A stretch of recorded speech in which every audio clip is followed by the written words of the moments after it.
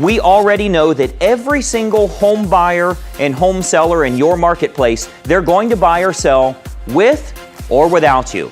As a matter of fact, if you got out of the business today, if you turned in your real estate license and decided, I'm not doing this anymore, 100% of the buyers that are going to buy will buy without you, and 100% of the sellers that are going to sell will sell without you. So in reality, there's nothing you can do to make a difference in the local market. The only thing you can do is get them to work with you instead of your competition. That's really all there is to it. So again, it's having that magnetic offer so that you can get your desired result. The money is made in having an offer that the buyers are attracted to or the sellers are attracted to, having a good phone script that will get them face to face. Many times we talk about with our online marketing, your number one goal with your leads is to turn them from online to offline as quickly as possible.